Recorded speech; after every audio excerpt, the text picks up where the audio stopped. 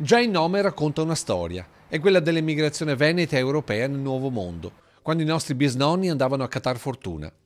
E lì, nelle buone aree argentine, la fortuna era catar lavoro, o meglio, trasformare le sconfinate pianure dell'America Latina in campi rigogliosi di prodotti della terra. E non a caso questo trattore porta il nome di Pampa, anche se il progetto è tedesco e assomiglia al nostro storico Landini a testa calda.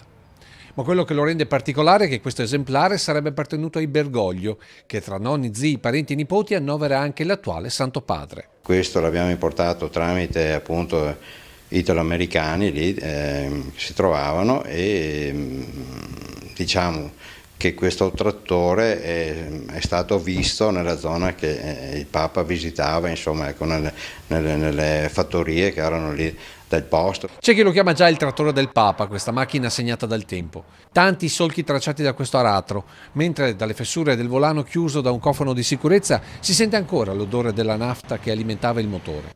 Oggi, dopo decenni di fatica nei segni tra ruggine e saldature, il suo cuore si è fermato.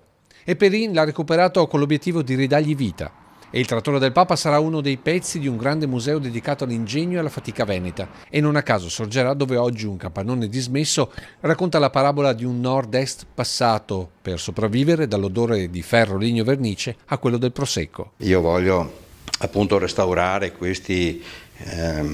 questa flotta che ho di trattori. Fra l'altro questo museo non riguarderà solo che realizzeremo, e quindi questo trattore, ritornando a questo trattore Pampa, è da restaurare e quindi metterlo a posto, insomma, ecco, quindi che sia presentabile.